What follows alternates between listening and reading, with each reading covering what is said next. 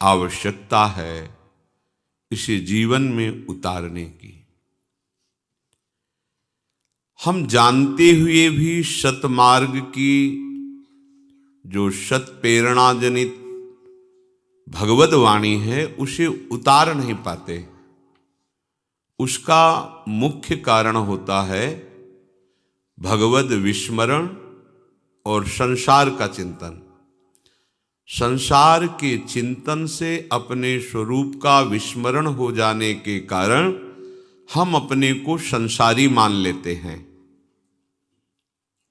जहां अपने में ये आरोप किया कि हम तो संसारी आदमी हैं, फिर आप में योग्यता नहीं रह जाती अध्यात्म की बातों को धारण करने की, क्योंकि आपकी अस्वीकृति हो गई।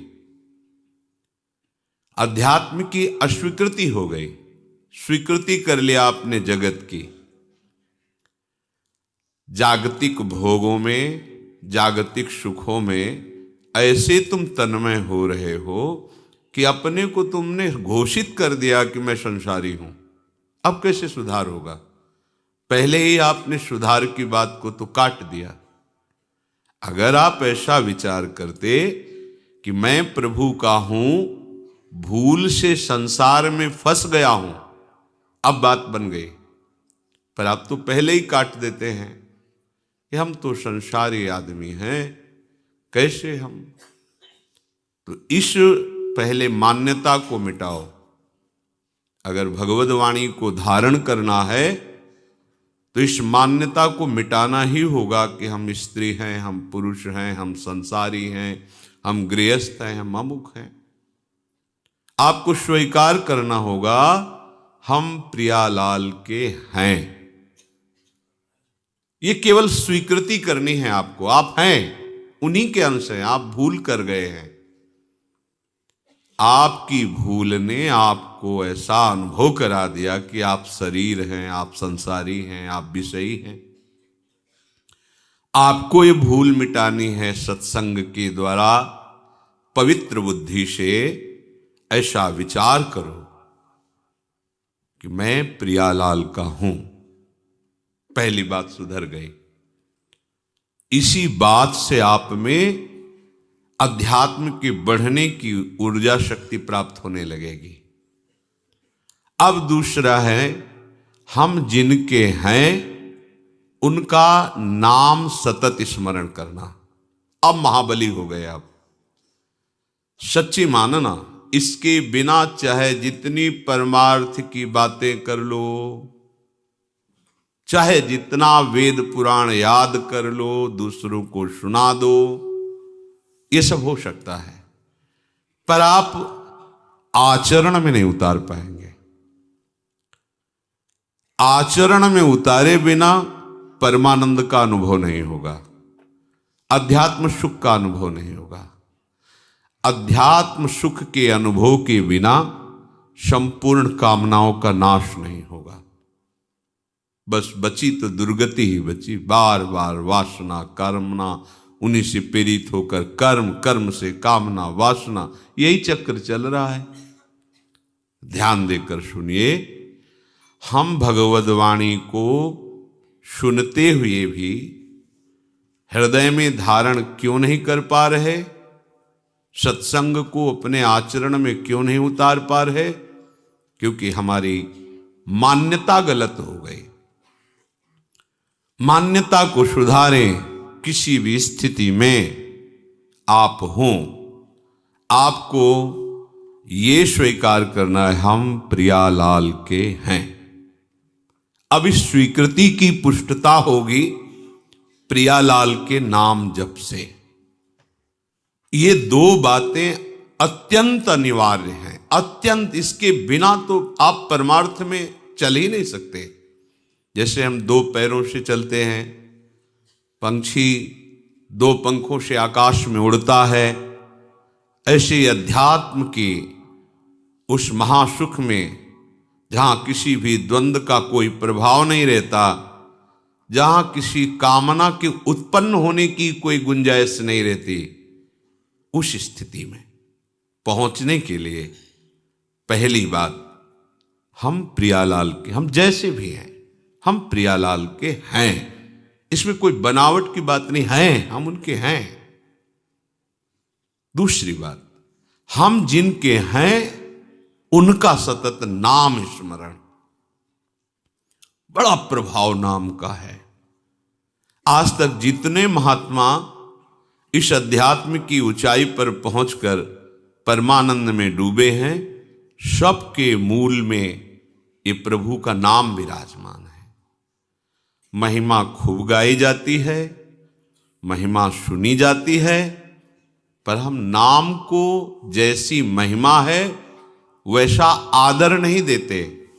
अच्छा लगता है सुनने में, कभी कभी ऐसा भी लगता है अब नाम जपें ही, आज से तो हम नाम ही जपेंगे, पर ये लगता है अभी अंदर नाम का जैसा हमने महामहिम स्वरूप सुना वैसी महत्व बुद्धि नहीं हुई। इसकी पहचान, अगर नाम में महत्व बुद्धि हो जाएगी तो फिर नाम छूटेगा नहीं। तुम कैसे छोड़ देते हो नाम को, जी कैसे रहे हो बिना नाम के, और अच्छा कैसे लग रहा है नाम के बिना। आप ये बातें मन में जरा देखिए। अगर नाम की महिमा आपने सुनी, इतना महामहिम नाम, तो आप में महत्व बुद्धि हो जानी चाहिए। ऐसी नाम की महत्व बुद्धि, जैसे कोई गरीब आदमी धन में महत्व बुद्धि करता है, अब उसकी चेष्टा देखो, भूखा है, प्यासा है, पर वो मेहनत कर रहा है, थक गया, फिर भी और अधिक समय मेहनत करके वो पैसा कमाना चाहता है।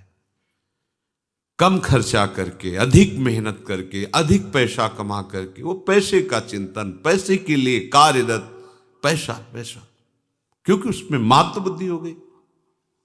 भोग में महत्व बुद्धि, उठते बैठते चलते फिरते उसी भोग का चिंतन, कैसे मिले, क्या करूं, कहां जाऊं, बस। काम ही नारी प्यारी जिमी, लोभी जिम प्रिय दाम। ये बात, अगर परम धन महामहिम नाम में तुम्हारी महत्व बुद्धि हो गई तो फिर छूटना तो नहीं चाहिए। उठते बैठते चलते फिरते खाते पीते नाम, जब नाम चलने लगता है तो उसका प्रभाव प्रकट होता है नाम जापक के हृदय में। प्रियतम को अति मधुर मनोहर, कृष्ण नाम जब सुन्यो ललाम, भर्यो अमीर रस तबहि हृदय में, भरत रहित तब ते सुख धाम, अग जग के बिशरी मैं तब ते, सगरे मीठे खारे नाम, कृष्ण नाम धुनी मंजु गूंज रही, सब दिशि सकल काल अभिराम। जब से अपने प्राण प्यारे प्रभु का नाम सुना और उस नाम का रसेंद्री ने स्वाद लिया, आश्चर्य हो गया। हमारा हृदय विषवत था, नाना प्रकार की जलन से जल रहा था, कामनाओं की, वासनाओं की, तृष्णा की, राग द्वेष की, ये सब आग लगी हुई थी। जब से श्रवणेन्द्रिय में इस कृष्ण नाम का प्रवेश हुआ और रसेंद्री ने इसे पकड़ा, तो इस कृष्ण नाम ने हृदय के सारे विषों को हटाकर भर्यो अमीरस तब ही हृदय में अमृत रस भर दिया। राधा नाम सुधा रसम रसी तुम जिह्वास्तु में व्यूहला। राधा राधा राधा। ये नाम हृदय में अमृत भर देगा। सच्ची बात, ये कोई कथा नहीं है, ये जीवन है उपासकों का, संतों का, सिद्धों का।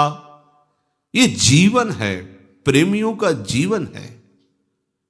विवश होकर के इस रस ने, नाम रस ने सब इंद्रिय मन अंतःकरण को अधीन कर लिया, छा जाता है, अपना अधिकार कर लेता है। पर पहले विष को मिटाता है। ये विषय विष जो कामना, वासना, तृष्णा की तरंगों से हमारे हृदय में फैलता रहता है, नाम जापक के हृदय को निर्विषय करके प्रेम अमृत से भरता है। प्रेम अत्यंत दुर्लभ वस्तु, और ये नहीं कि एक बार भरता है, भरत रहित तब ते सुख धाम प्रतिक्षण वर्धमानम। वो प्रेम अमृत हृदय में बढ़ता रहता है। उसका प्रभाव हुआ लोक परलोक के सब व्यक्तियों के नाम रूप, सब विषयों के नाम रूप सुख सब भूल गया।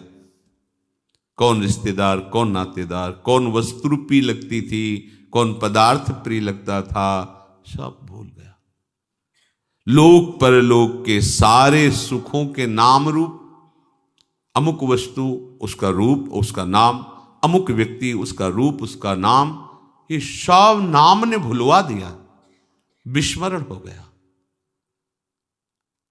स्मृति इतना निरंतरता में आई, ऐसा तारतम्य बना स्मृति का कि अब कोई जगह ही नहीं रह गई किसी और रूप और नाम, वस्तु, व्यक्ति, पदार्थ, स्थान, घटना, इनका चिंतन करने का अवसर ही नहीं रह गया, क्योंकि ऐसा तारतम्य बन गया।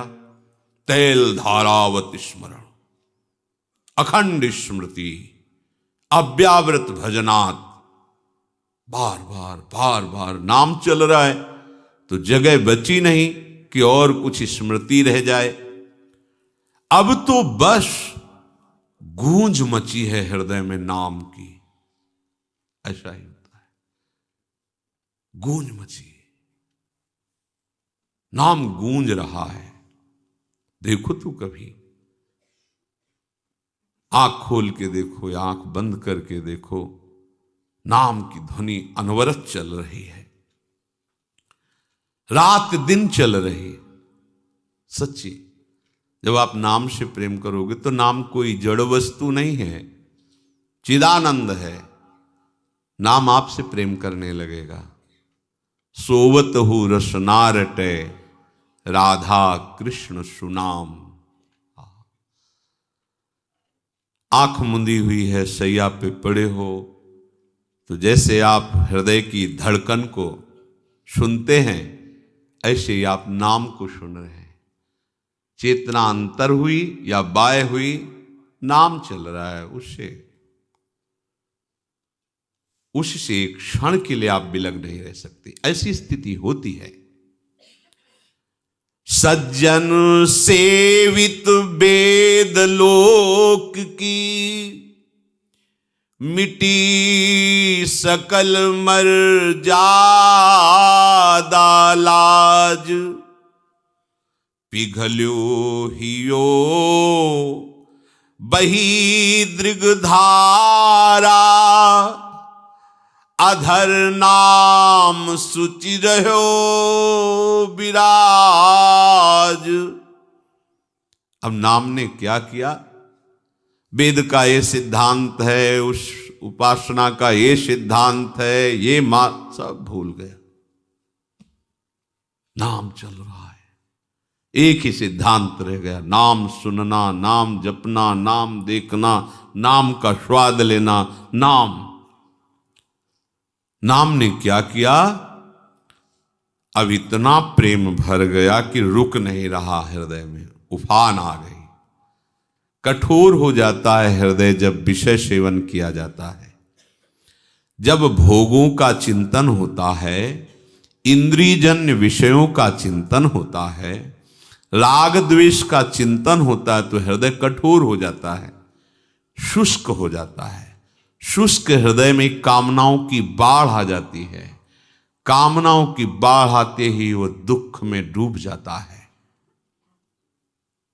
इतना अशांत हो जाता है कि उसे कोई रास्ता ही नहीं मिलता, इतनी कामनाओं की भीड़ लग जाती है। अशांतस्य कुतः सुखम, जो अशांत है वो सुखी कहां हो सकता है। जहां कामनाएं हैं वहां संतोष कहां है। इसलिए ये नाम करता है, हृदय में ऐसी प्रेम की बाढ़ आई, ऐसा हृदय पिघल गया नाम की शक्ति से, बहा बहा घूम रहा है, द्रवित हो गया। बही दृगधारा, आंखों से अश्रु बह रहे, नाम चल रहा, राधा राधा राधा। अधर नाम सुचि रहे हो विराज, ओठों में नाम नृत्य कर रहा है, जिह्वा में, आंखों में अश्रु प्रवाह हो रहा, हृदय भाव से भरा जा रहा है, द्रवित होता जा रहा है हृदय। कोई भी विकार ऐसे द्रवित हृदय में अपना अधिकार नहीं जमा पाता, सब बह जाता है। शुष्क और कठोर हृदय में विकारों का राज्य होता है, द्रवित हृदय में प्रेम का राज्य होता है। अब जब ये दशा हुई कि नाम जिह्वा से, आंखों से अश्रु, हृदय में भाव, तो रही न सुधि कछु कहन करन की, समुझी न परत कहा ये रोग। कृष्ण नाम रस उपजावन हिय, नित नूतन वियोग संयोग। कबहु हसावत कबहु रुलावत, कबहु करावत करुण पुकार। चेत अचेत करावत पुनि पुनि, कबहु मौन कबहु चीत्कार। कहा करूं जाऊं कहां मैं, अब मैं पाऊं जहां प्राणन के प्राण। मिलूं हृदय भर तिनते मैं सखी, पाऊं तुरत दुख ते त्राण। अब नाम ने कैसी महिमा प्रकाशित की, शुद्ध ही नहीं रह गई। मैं कौन हूं, कहां हूं, मुझे क्या करना चाहिए, क्या कहना चाहिए, कुछ शुद्ध ही नहीं। पता नहीं ये नाम ने कैसा रोग पैदा कर दिया कि ये नित्य नूतन नया नया वियोग और संयोग कराता रहता है। तन मन के बिछुरे नहीं, पर चाह बढ़े दिन रैन। कबहू संजोग न मानही, पर देखें भरी भरी नैन।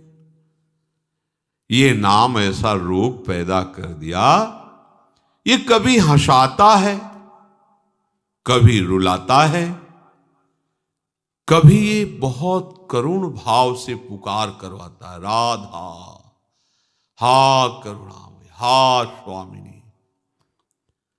कभी पूर्ण चेतना सावधान, कभी अचेतन, कभी एकदम मौन समाधिस्थ, तो कभी चीत्कार हाहाकार हृदय में मचा हुआ है। कहाँ करूं, कहां जाऊं, कैसे पाऊं, अपने प्राणों के प्राण प्रभु को कैसे पाऊं। प्रभु अगर मिल जाए तो उनको हृदय में लगा लूं। अगर वो हृदय में लग जाए तो शायद ये रोग कुछ कम हो, पर ऐसा नहीं होता, ये रोग और बढ़ जाता है। प्रेम सदा बढ़े वो करे।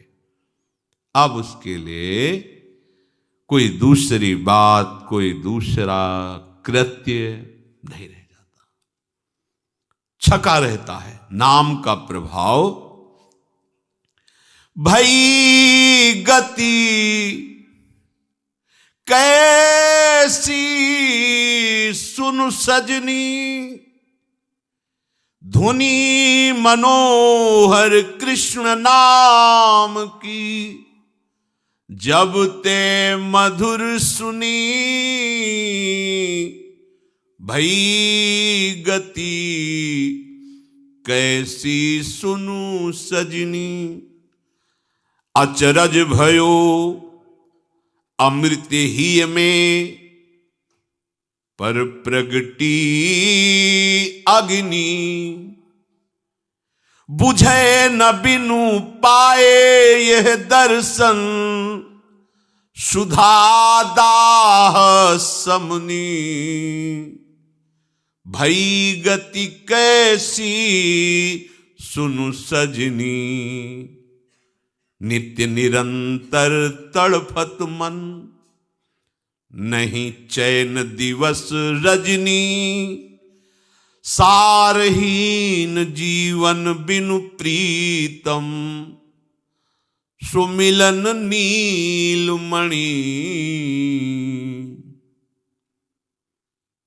सखी सुदो सो ले चलू, हो जहाँ माधो नाम धनी। नहीं उपकार विसारू पलछिन, रहूं कृतज्ञ ऋणी। कैसे बताऊं सखी, जिस दिन से कृष्ण नाम की ध्वनि श्रवणेन्द्री में, रसेंद्री में, आश्चर्य कर दिया इसने तो। अचरज भयो, अमृत हृदय में उफन रहा है पर आग लग गई। कैसा ये अमृत है, द्रवित वस्तु अमृत, ये तो शीतलता प्रदान करने वाला है। पर अचरज भयो, बड़े आश्चर्य की बात, इस नाम ने जो अमृत प्रकट किया, इसने तो आग लगा दी। बुझे न पिय बिनु पाए दर्शन। अब तो ये आग तभी बुझेगी जब प्रीतम की समीपता प्राप्त हो, उनका दर्शन प्राप्त हो। तड़प रहा है मन, देखो ये वही मन है जो विषयों के लिए तड़प रहा है। नाम ने क्या किया, निर्विषय कर दिया, प्रेम रस डाल दिया मन में। नित्य निरंतर तड़फत मन, नहीं चैन दिवस रजनी। न रात को चैन, न दिन को चैन। नाम गूंज रहा है, हर समय व्याकुलता बढ़ रही। प्रभु के दर्शन के बिना, मिलन के बिना सारहीन जीवन लग रहा है। कहां गुंजाइश है अभिमान की। रात दिन नाम जप हो रहा है, पर नाम जप का अभिमान नहीं। जीवन सारहीन लग रहा है। बेकार गया आज का भी दिन, प्रीतम नहीं मिले। रात दिन भजन हो रहा है, देखो कैसा नाम महामहिम भाव प्रकट करता है। पीछे मुड़कर देखने की ही वृत्ति नहीं रहती कि मैं रात दिन नाम जप कर रहा हूं, मैं बड़ा नाम जापक हूं, मैं बड़ा भक्त नहीं। उसको अनुभव होता है सारहीन जीवन है। बिना नीलमणि प्रीतम के मिले सारहीन जीवन है। सखी मुझे ले चलो वहां जहां प्राण प्रीतम विराज, एक बार मिला दो, मैं तुम्हारी ऋणी रहूंगी। ये हृदय की स्थिति नाम लाता है। जब तक रूप प्रकाशित नहीं होता, तब तक नाम का जो तांडव होता है, भाग जाते हैं। काम, क्रोध, लोभ, मोह, मद, मत्सर, ये टिक नहीं सकते। मन चंचल की बात, तड़पन पैदा हो जाती प्रभु के मिलन के लिए। चंचलता तो न जाने कब नष्ट कर देता है नाम। बस ये नाम में महत्व वृद्धि हो जाए।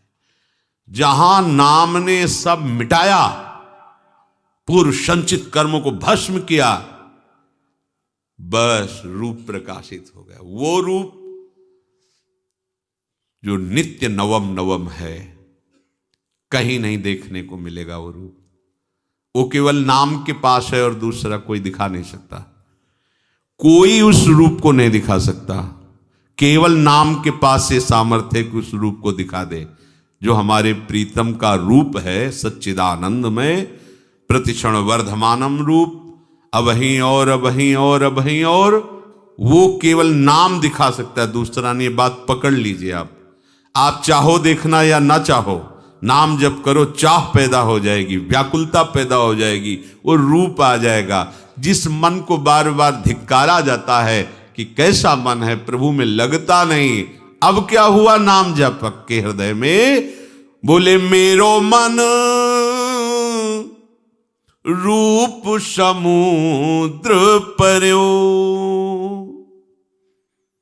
आहा, छोटा मोटा तालाब सरोवर नहीं, ये रूप अगाध समुद्र है। कोई पार नहीं पा सकता रूप का। ऐसा रूप है हमारे प्रभु का। युगल सरकार का ऐसा रूप कोई पार आज तक नहीं पाया। तेरो रूप कहेत नहीं आवे, जैसे हित हरिवंश कछुक जस गावे। जो को कोटि कलप लग जीवे, रसना कोटिक पावे। तऊ रुचिर बदनार बिंद की शोभा कहत। रूप समुद्र अगाध, कोई था नहीं पा सकता। नाम ने क्या किया? पकड़ के मन को फेंक दिया रूप समुद्र में। और इसमें तैरा नहीं जा सकता। इतना गाढ़ा है, हाथ पैर नहीं चला सकते। इसमें सीधे डूबना ही होता है। ये वो समुद्र नहीं है तरल कि आप तैर सको। रूप समुद्र की खास बात यह है कि इसमें आप तैर नहीं सकते, हाथ पैर नहीं चला सकते। रूप समुद्र में केवल डूबना होता है, केवल डूबना होता है। जितने इस समुद्र में पड़े सब डूब गए, उछरे आज तक नहीं। एक भी उछरा नहीं इस रूप समुद्र में। जो गया तो रूप समुद्र में पहुंचाया किसने? नाम ने। मेरो मन रूप समुद्र पर्यो, बदन सुधा निधि इकटक निरखत। ने कहूं नाई टर्यो, मेरो मन रूप समुद्र पर्यो। नैन विशाल रसाल बस्यो मन, छिनहु नाय निसर्यो। अमल अधुर मृदुहास मधुर छवि, आनंद अमित भर्यो। अलक झलक मधुकर मदहारी, लख निज सुधी बिसर्यो। अंग अंग नख सिख की माधुरी, बरबस रहेत हर्यो। मेरो मन रूप समुद्र पर्यो। रूप समुद्र श्री लालजू महाराज, और रूप समुद्र का सार श्री लाडलीजू महाराज। बोले अब तो नाम की कृपा से, गुरुदेव की कृपा से, नाम सुकृत धन अपनी जीवन, अतिहित मान देत वरदान। मुझे गुरुदेव ने नाम रूपी वरदान दिया। अब नाम की कृपा से रूप में मेरा मन कैसे गिरा? जैसे समुद्र में, अगाध समुद्र में कोई गिर जाए और तैरना ना आता हो तो डूब ही जाएगा। और इस रूप समुद्र में बड़ा भारी तैराक भी नहीं तैर पाता, क्योंकि इसमें तैरने की गुंजाइश ही नहीं, इसमें सीधे डूबना होता है। रूप समुद्र में एकटक। अब ज्ञानेंद्रियों की सफलता देखो, मन नेत्रेंद्री के साथ होकर उनको निरखता रह गया। नेकहु नाहि टर्यो, ये अखियां रूप के रंग रंगी। निरखे स्वरूप कुंवरी राधे को, ताही माही पगी। पगी, ये अखियां रूप के रंग रंगी। छबीली, ऐसी छवि बसी, अब आंखों को और कुछ अच्छा ही नहीं लगता। क्यों? क्योंकि मन नेत्रेंद्री के साथ रूप में डूब रहा है, अब कुछ नहीं। ना काहू सो बोलिबो, ना कोई व्यवहार, बस अपनी कुंवर किशोरी को जियत निहारी निहारी। देख देख के जी रहे रसिक जन। नैन विशाल रसाल, लालजू के कैसे नेत्र? बोले विशाल, अरविंदाक्ष और रसाल। अरे मन इन नेत्रों को देखकर बस गया, अब एक क्षण के लिए नहीं हटता। और लाडली जू के नेत्र कैसे हैं कि ऐसे विशाल और रसाल नेत्रों वाले गोविंद लोचन अतृप्त चकोर पेयम, प्रिया बदन छवि चंद्र मनो प्रीतम नयन चकोर। हंसन पर भुज दिए बिलोकत इंदु बदन बिभियोर, करत पान रस मत परस पर लोचन त्रसित चकोर। ये दोनों युगल सरकार के इन विशाल नेत्रों की प्रेम प्यास बढ़ती जाती है, और सखियां निरख निरख कर इसमें महासुख में डूब रही है। कैसा एक साथ ऐसा रूप का पान और कहीं नहीं। प्रेमी जन तो लालजू के ही नेत्रों से पार नहीं पा पाते, उसी में डूब जाते हैं।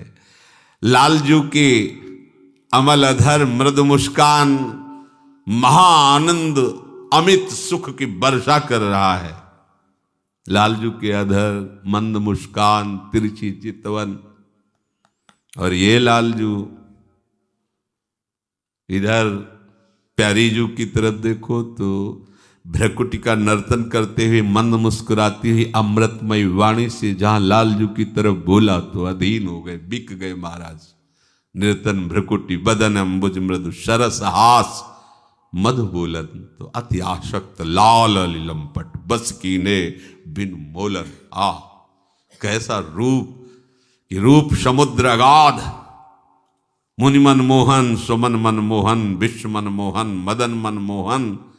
वो मोहिनी जू ने बांध लिया, मंद मुस्कान से अधीन कर लिया, बिक गए बिना मोल के बिहारी जू।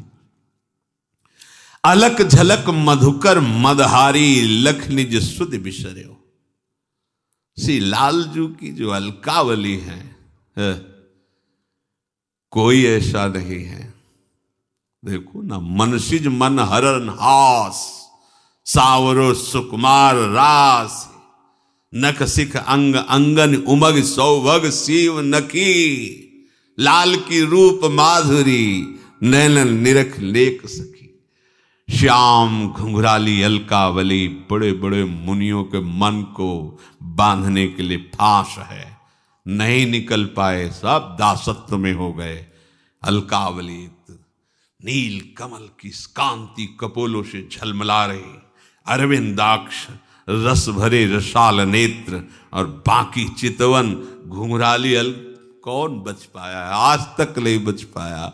और जो आज तक किसी को भी नहीं, बड़े बड़े ब्रह्म ऋषि महापुरुष, इनको भी नहीं छोड़ा, अधीन कर लिया। ऐसे मुनि मन मोहन प्रभु को हमारी लाडली जी की लटपास ने बांध लिया। देखो माई, अबला के बलरास, आति गज मत निरंकुश मोहन, निरख बंधे लटपास। देख लो, सबके मन के अधिष्ठात्र प्रभु मनमोहन, अब ही पंगु भई मन की गति। प्रियाजू ने तो कोई प्रयास ही नहीं किया, कपोल पर एक लट छूट गया। ये लालजू महाराज का मन पंग हो गया, निरंकुश मन अधीन हो गया, निरख बंधे लट पास एकटक। अंग अंग नख सिख की माधुरी, बरबस रहत हरे हो लालजू की। लालजू की ललित त्रिभंगी रूप माधुरी ऐसा कोई अनंत ब्रह्मांडों में ऐसा नहीं है जिसके मन का ये बलात् हरण न कर ले। जबरदस्ती जबरदस्ती परमहंसों के मन को भी देखो ना, जिनको शरीर की शुद्धि नहीं है, परमहंस श्री सुखदेव जी केवल रूप सुना, बरहा पीडम नटवर वपुः कर्णयो कर्णकारम, बिभ्रदवासः कनक कपिशम वैजयंतीम च मालाम, रंध्रान वेणो रधर सुधया पूरयन गोप वृंदय, वृंदारण्यम स्वपद रमणम प्राविशद गीत कीर्ति। महाराज ऐसे परमहंस आसक्त चित्त हो गए केवल रूप सुन करके। फिर इनका रूप, अंग अंग नख सिख की माधुरी, कौन ऐसा है जो ये रूप माधुरी। अरे बड़े महामहिम ज्ञान समुद्र भगवान शिव, उनके ध्यान में जब इनके श्री चरण आते हैं तो उन्मत्त होकर तांडव करने लगते हैं, ऐसा आनंद आता है। ऐसे प्रभु नख सिख लो अंग अंग माधुरी, मोहे श्याम धनी, श्री श्यामा जू आज बनी, ब्रजनव तरुण कदम मुकुटमणि, श्री श्यामा जू आज बनी है। श्री श्यामा श्याम के रूप का ये नाम, ये मंत्र प्रकाश करता है हमारे हृदय में। जब तक नाम के प्रति महत्व नहीं आएगा, तब तक हमारी साधना, हमारी उपासना, हमारा मार्ग ये अंधेरे में चलना होगा। आपको कुछ पकड़े नहीं मिलेगा। नाम को पकड़ लीजिए। न जाने कितने हजारों हजारों वर्षों की समाधि लगाने वाले महापुरुष भी जिस रस का किनका नहीं प्राप्त कर पाए, उस रस को नाम प्रदान कर देता है बहुत शीघ्र। प्रभु को प्राप्त करने की तीव्रतम अभिलाषा नाम प्रकट करता है। अन्य कामनाओं का नाश नाम करता है। प्रभु के अनुकूल आचरण करवाना और प्रतिकूल आचरणों का त्याग ये नाम करवाता है। ध्यान से सुनो, यही तो हम नहीं कर पा रहे। महामहिम बात है। श्री कृष्ण अनुकूलेन प्रतिकूलस्य वर्जनम, आपको ऐसे चलना है। प्रभु के अनुकूल और प्रभु के प्रतिकूल उनका त्याग करना है। नहीं हो पाता। क्यों नहीं हो पाता? क्योंकि नाम नहीं है, नाम जप नहीं, नाम चिंतन नहीं, नाम आराधना नहीं है। प्रभु को प्राप्त करने की तीव्रतम अभिलाषा नाम प्रकट करता है। अन्य कामनाओं का त्याग नाम करवाता है। प्रभु के अनुकूल आचरण और प्रतिकूल आचरणों का त्याग अपने आप नाम करवाता है। नाम। जब उपासक के प्राण रोने लगते हैं, अंदर क्रंदन होने लगता है, अंतर में भीषण आग लग जाती है प्रभु मिलन की, तो उसी क्षण वो प्रभु का साक्षात्कार कर लेता है। ये सहज में स्थिति नाम प्रकट कर देता है। पकड़ो बात को। साधक यदि अपनी नाम उपासना के मार्ग पर चल रहा है तो उसे इधर उधर ताकना बंद कर देना चाहिए। बगल वाला क्या कर रहा है, उस संप्रदाय वाला क्या कर रहा है, वहां क्या हो रहा है। हमें अपने मार्ग में चल, सूधो चले आपने धर्म, रसिकन सो प्रीतम कहे, कबहू काल वृथा नहीं जाए। 3 बातें पकड़ो। अपने मार्ग में सीधे चलना है, इधर उधर नहीं देखना है। अपने लक्ष्य पर दृष्टि रखो।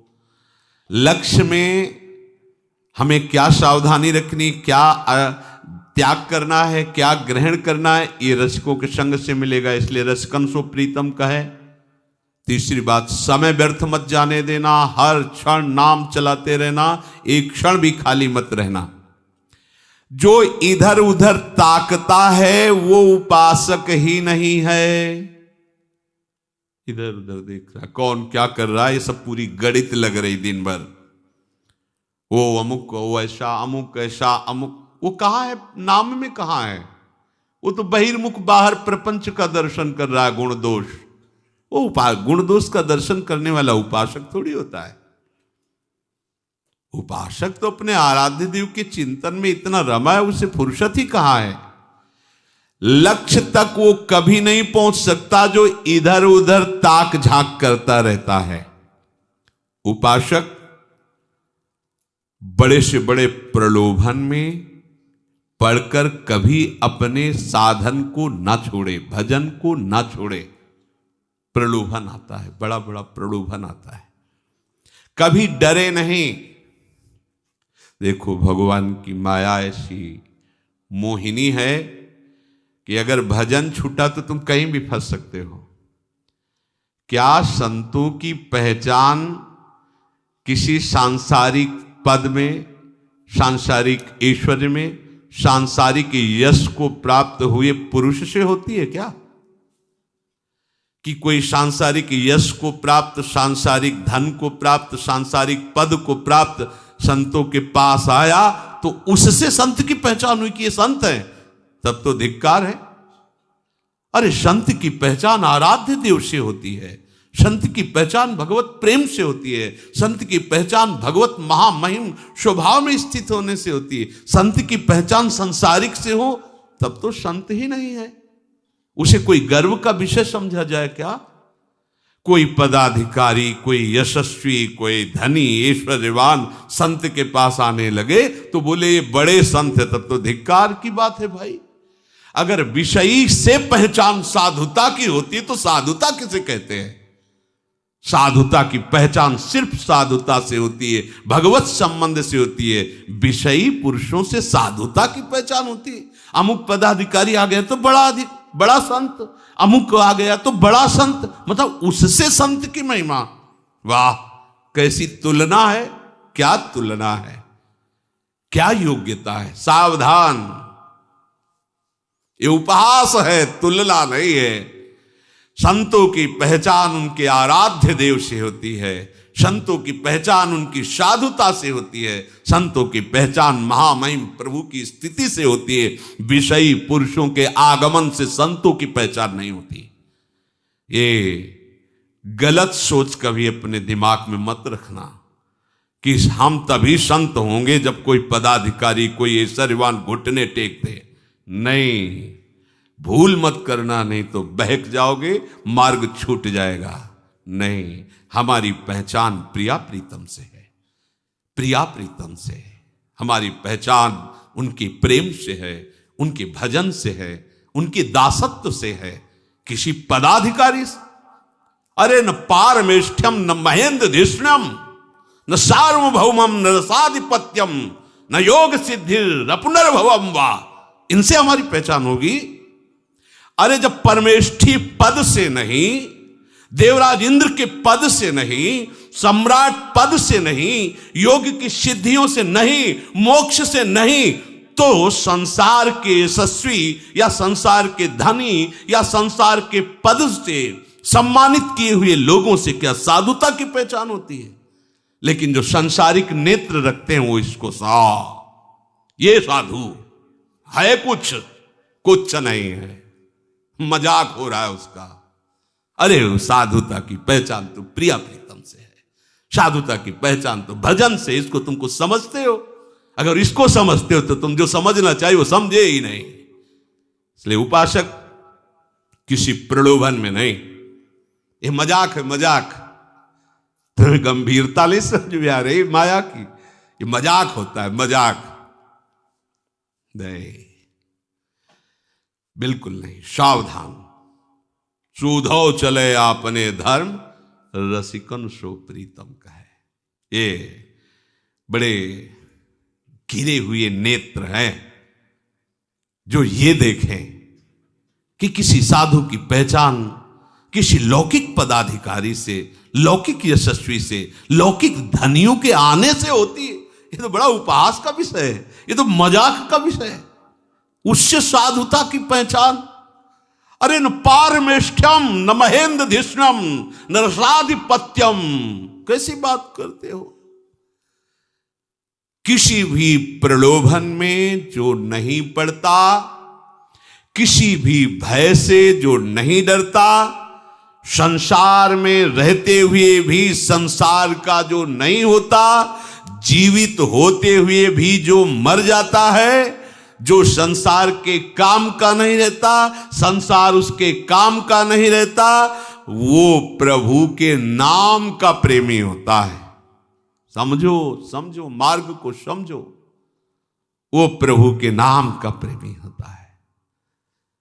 तुम रोज संत से मिलते हो, तुम्हारे हृदय में कभी गर्व आया कि हम भगवत प्रेमी महात्मा के दर्शन करते हैं या नाम जापकों के दर्शन करते हैं? अगर एक संसार का प्रेमी, संसार का यशस्वी पुण्यात्मा, संसार का धनी आ गया तो तुम्हारे नेत्र चंचल हो गए देखने के लिए। वाह, तो इन नेत्रों का मार्जन कब करोगे?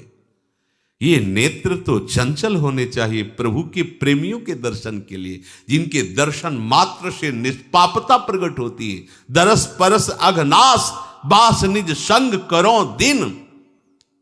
कहां है तुम्हारी उपासना? अरे लोक परलोक के चाहे जितने बड़े पदाधिकारी आ जाएं, अपने प्रभु और प्रेमियों से, उनके प्रेमियों से दृष्टि हट गई तो फिर क्या तुम्हारी दृष्टि? क्या पान कर रही थी तुम्हारी दृष्टि?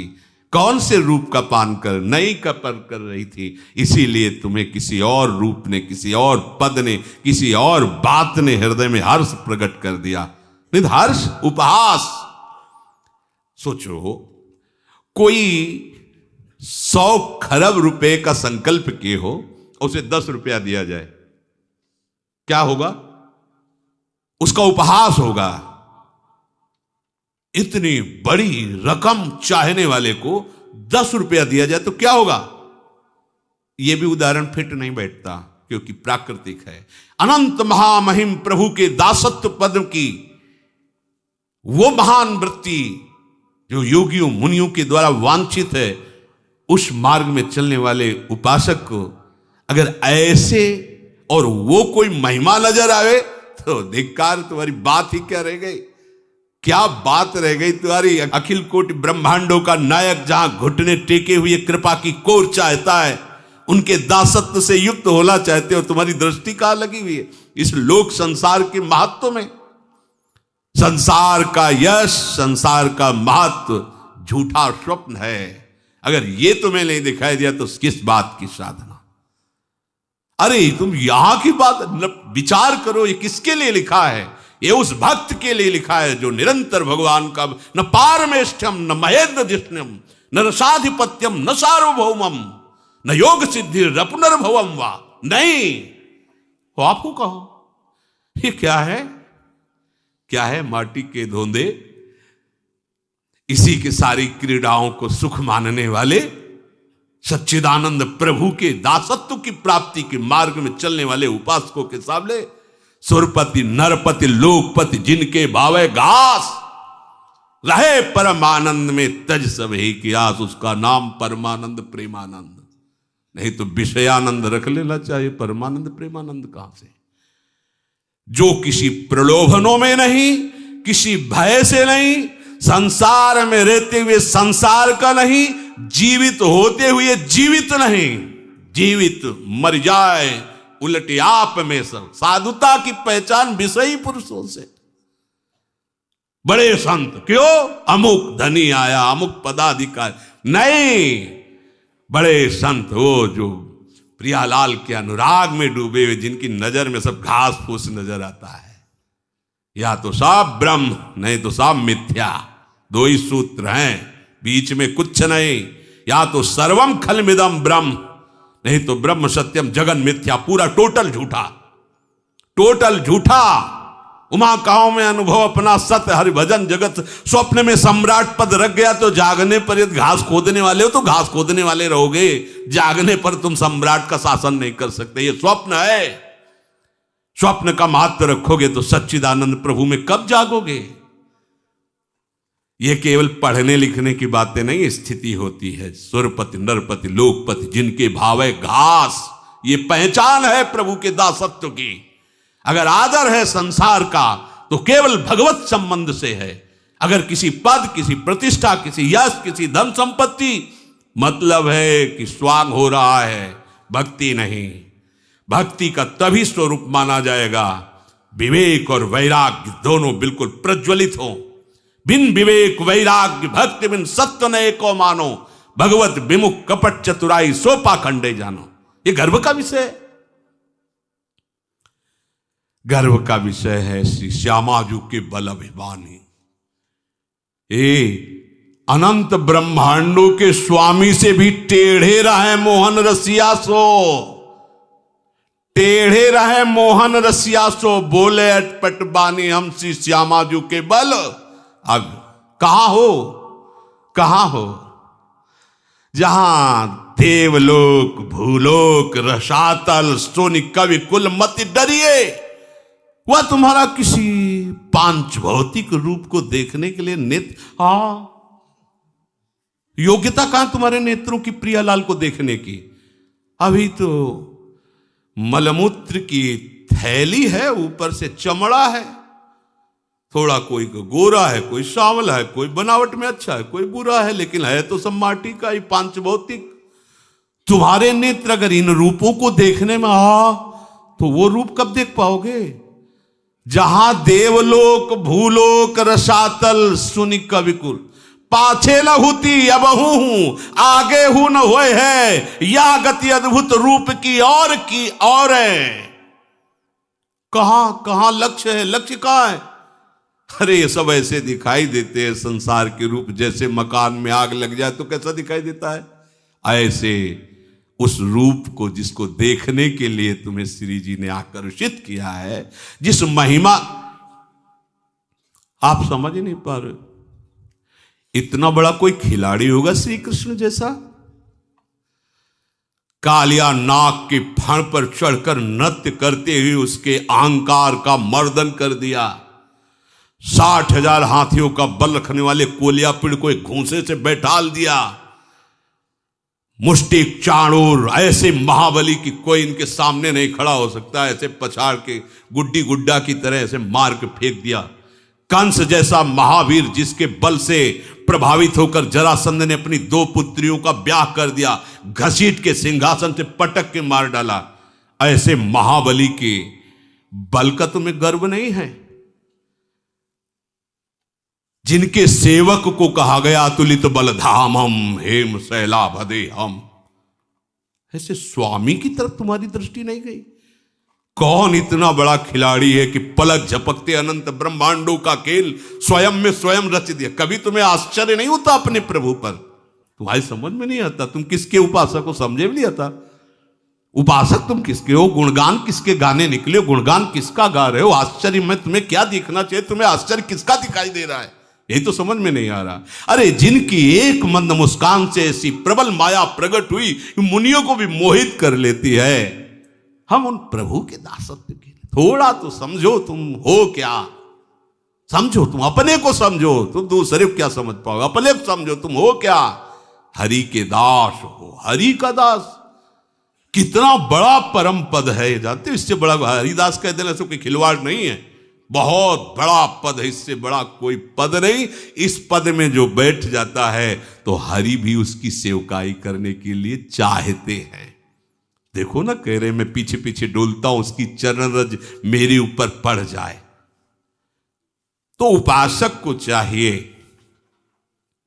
सर्वप्रथम आवश्यक है कि अपनी बुद्धि को प्रभु में ऐसी अर्पित कर दे कि इस बुद्धि पर किसी का कभी भी कोई भी प्रभाव ना पड़े। बैठकर विचार करो, किसी का कभी भी कोई भी प्रभाव बुद्धि पर ना पड़े। रूप में देखो तो, गुण में देखो तो, बल में देखो तो, कलाओं में देखो तो, महिमा में देखो तो, ऐश्वर्य में, लक्ष्मी में देखो, उनके चरण ही चाप रहे साक्षात लक्ष्मी। अब भैया हम किसकी बड़ाई करें, किसको माने? जिनके एक रूप में अनंत ब्रह्म, उनको छोड़कर किसकी तरफ देखें? मतलब अभी आप हरिदास नहीं है, नहीं है। रसना कटो जो अन रटो, निरखी अन फुटो नैन, श्रवण फुटो जो अन सुनो, श्री राधा जस बैन। हम किसी और की महिमा स्वीकार करें तो हमारे अंदर हमारे इष्ट की निष्ठा कहां रह गई? या तो सब ब्रह्म या तो सब मिथ्या। एक पॉइंट पे चलो, उमा कहूं मैं अनुभवपना सत हरिभजन, तो जगत सब सपना। या तो सब ब्रह्म, जब सब समान तो फिर महिमा कैसे तुम्हारी आकर्षित हो गई? किसी नाम रूप में, किसी अलग पद प्रतिष्ठा में तुम्हारे अंदर हर्ष कैसे आ गया? मतलब अभी ठीक ठिकाने पे बुद्धि समर्पित नहीं हुई है। अगर बुद्धि समर्पित है तो केवल महिमा जागृत होगी अपने प्रभु की, दूसरे की नहीं, दूसरो न कोई। बिल्कुल उपासक को चाहिए कि लक्ष्य की तरफ सावधानी से देखता हुआ अपनी अन्यत्र से दृष्टि बचाए। दृष्टि दो प्रकार की होती है, एक बाह्य एक आंतरिक। बाह्य दृष्टि तो ऐसे करके चल रहे हो, अंदर से देख रहे हो, मुझे कौन प्रणाम कर रहा है, क्या है, मैं क्या हो चुका हूं, मैं कितनी महिमा है, ये सब घास फूस है। इधर देखना शुरू करोगे तो देखने लायक नहीं रह जाओगे जिसको देखना है, और जब उधर देखने का तो ये देखने लायक नहीं रहेंगे। अगर तुम्हारी दृष्टि इनके देखने लायक है तो उनके देखने लायक नहीं रहोगे। जब उनके देखने लायक बन जाओगे तो ये कुछ दिखाई ही नहीं देगा, ये कुछ नहीं नजर आएगा। तिनके भावे घास रहे परम आनंद में तज सब ही की आस। जो किसी का दास है, किसी को अपना दास मानता है, वो प्रियालाल का दासत्व स्वीकार करने का अधिकार खो देता है। ध्यान दीजिए, जो अन्य किसी का दास है, वो अन्य किसी को अपना दास बनाता है, वो प्रियालाल की दासता पाने का अधिकार खो देता है। प्रभु का दास अनन्य होता है, न वो किसी का दास होता है और न किसी से दासत्व स्वीकार कराता है अपने को, सीधे प्रभु उन्हीं से। पूर्ण समर्पण का उदाहरण कठपुतली है। जैसा नचाने वाला नचा रहा है वैसा वो नाचती, अपनी तरफ से ऐसे भी नहीं करेगी। ऐसे ही समर्पित उपासक का जीवन होता है। जैसे चाहे प्रभु वैसे रखे। उसके हृदय में ये कि आज तो मैं बहुत बढ़िया नाचा, नहीं, नचाने वाले ने बढ़िया नचाया, आज तो वैसा नाच नहीं हो पाया, ये नचाने वाली की इच्छा थी। अपने को वैसे पूर्ण समर्पण का उदाहरण जैसे कठपुतली नचाने वाले के इशारे से नाचती, बस ऐसे भक्त अपने प्रभु के इशारे से चलता है। तभी समझो कि तुम्हारा साधन ठीक चल रहा है, जब जगत प्रपंच का महत्व हटकर प्रभु के नाम रूप लीला धाम का महत्व, भक्त का महत्व। एक तरफ संसारिक पदाधिकारी, संसारिक धनी यशस्वी बैठा है और एक तरफ भगवान का भक्त बैठा है, लेकिन किसी की दृष्टि उन भगवान के महाभागवतों पर नहीं गई। सबकी दृष्टि उसी विषय प्रपंच में फंसे हुए विषयी और प्रपंची और यशस्वी जो पुण्यों के प्रताप, उस पर दृष्टि गई। एक बार भी किसी की उन महाभागवत, 2 महाभागवत बैठे हैं, नहीं गई दृष्टि। क्यों? क्योंकि तुम भागवत ही नहीं हो। विषयी नेत्र है तो विषय को देख रहे हो। अगर महाभागवत क्या है, उनकी चरण धूल के बराबर नहीं, जिन्होंने अपने समस्त सुखों को भस्म करके प्रभु का दासत्व स्वीकार करके प्रभु में चल रहे हैं। हमें उनकी तरफ देखना है। कहां दृष्टि है? अगर प्रभु पर दृष्टि है तो प्रभु के जनों पर दृष्टि पहुंचे क्या? ये है, ये देखने योग्य है, जिनके दरस परस अगनास। मन में जहां जगत का महत्व बसा है, वह प्रभु का महत्व बसाइए, नहीं तो धोखा हो जाएगा। क्योंकि जहां महत्व होता है वहीं मन लगता है, जहां मन लगता है उसी का भजन होता है। संसार का भजन होता है। धीरे धीरे हम अपने को कहने लगते हैं हम संसारी हैं, बोलने लगता है वो, क्योंकि संसार में लगा है, बोलने लगता है मैं तो संसारी हूं। जगत में जीना क्यों?